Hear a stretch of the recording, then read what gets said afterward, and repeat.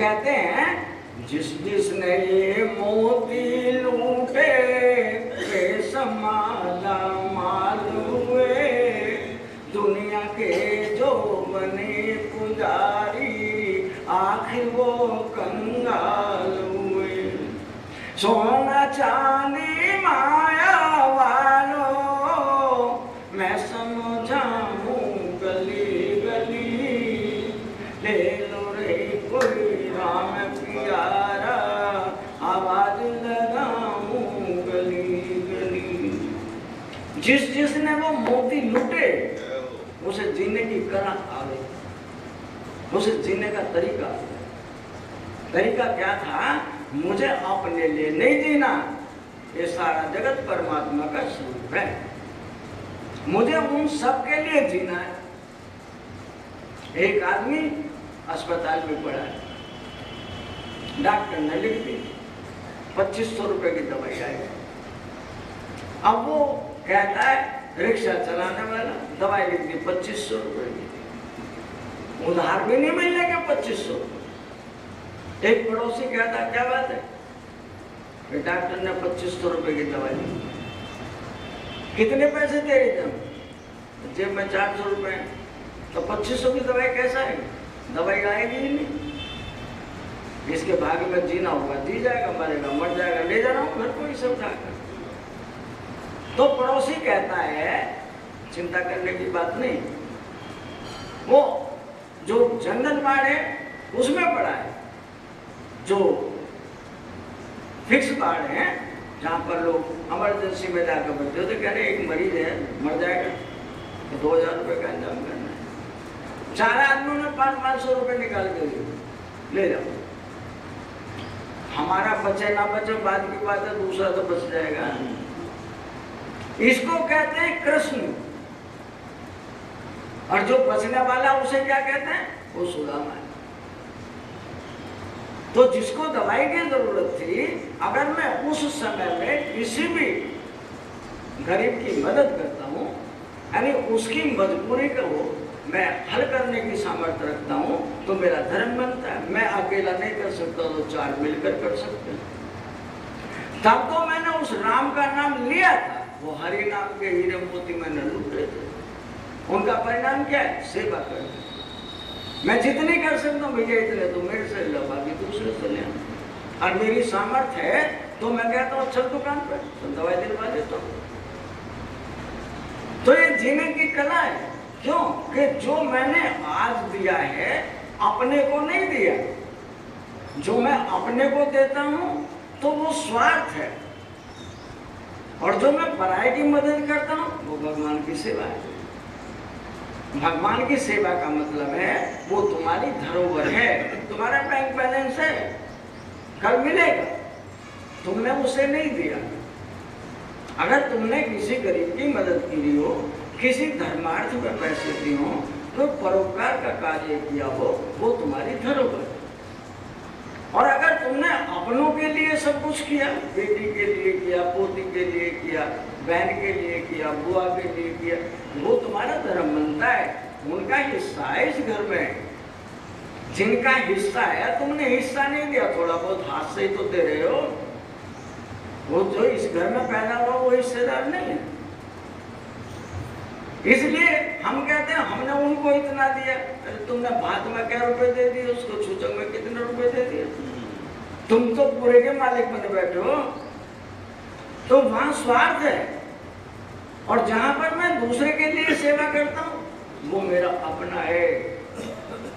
तो संत चेताकर कहता है तो यहां से जाएगा जरूर, ये सब कुछ देकर जाएगा, लेकिन तू कैसा है? कंगाल, भिखारी। आगे जब तूने कुछ दिया नहीं तो लेगा क्या? विचार करके देख। जब किसी का सब कुछ छिन जाए और आगे कोई चारा नहीं बचता है, उसी को तो भिखारी कहते हैं। यहाँ बड़े बड़े राजा है, बड़े बड़े धुन्ना सेठ है, एक से एक बड़ी, लेकिन वो सेठ बनेगा तो दुनिया को लूटा था। दुनिया को दिन निकला और सवेरे सवेरे अपने झूठ के, चोरी के, मिलावट के बाजार में पहुंच गया। दीन दुखियों के दिल को दुखाने लगा, तूने जैसा किया वैसा पाने लगा। दीन दुखियों के दिल को दुखाने लगा, तूने जैसा किया वैसा पाने लगा। आज आंसू बहाए तो मैं क्या करूं, मैंने मानव जन्म बिल्कुल हीरा दिया, तू व्यर्थ गवाए तो मैं क्या करूं। यानी मेरा काम है, मैं रईस जाते जो है ना, जितने नेता हैं वो न कोई सामान शुद्ध चीज घर पहुंच जाए। जितने बड़े बड़े अधिकारी हैं तो शुद्ध चीजें उनके घर पहुंच जाए, पैसा भी पहुंच जाए। मरता कौन है? वो मजदूर आदमी, सुबह से शाम तक काम करता, सारा मिलावट का धंधा मजदूरों को पड़ता है। बोझ कौन ढोता है? सेवा कौन करता है? यानी सबसे ज्यादा बड़ा मजदूर कौन है? जो सिर के ऊपर पलिया ढोकर तुम्हारी कोठियां बनाता है, झोपड़ी में रहता है। दूसरा मजदूर है, वो बर्फ में खड़ा है, बना हुआ बॉर्डर की सीमा पर, और तुम्हारी अपनी मातृभूमि की रक्षा करने के लिए दूसरों की गोली कब उसके सीने पर लग जाए उसे इस बात का पता नहीं। वो सच्चा सेवक है, उसे कितने पैसे मिलते हैं। और जो सुबह से शाम तक मजदूरी करता है, जिसके यहाँ पर कोई रिश्वतखोरी का कोई पैसा नहीं आता, मेहनत का पैसा आता है, वो हमारा सेवक है। उन्होंने हमेशा सेवा की है, उतना ही मिलता है। और एक व्यक्ति बैठा है और एक नहीं कई कई फैक्ट्रियां हैं, उनका संचालन करता है। हमारे यहाँ पर ऋषिकेश में लोग जाते हैं, 20-20 लाख रुपए 7 दिन में। साप्ताहिक रामायण होती है, भागवत होती है, 7 दिन में 20 लाख रुपए खर्च करते हैं। और उसके जो मेहनत आता है वो प्रवचन करने के लिए, भागवत सुनाने के लिए, उसकी दक्षिणा अलग। वो पैसा कहाँ से है? आप विचार करके देखो कि मैंने उस कार्य को किया कि मजदूरों की मजदूरी पूरी नहीं दी, जो मेहनत करने वाले थे उनमें भी मैं डिवाइड कर सकता था। उनको दर्द था लेकिन मैं दिया नहीं, नौकरी से निकाल दिया, तुम्हारी मर्जी काम करने आ जाना, नहीं तो इतनी पगार मिलेगी।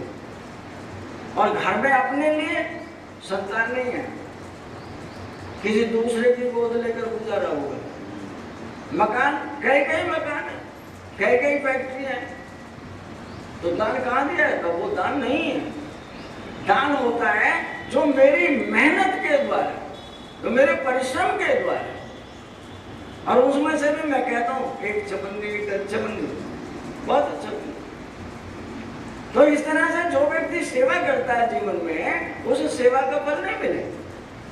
वो संत यही कहता है, जिसने ये मोती लूटे वे समाला माल हुए, दुनिया के जो बने पुजारी आखिर वो कंगाल हुए।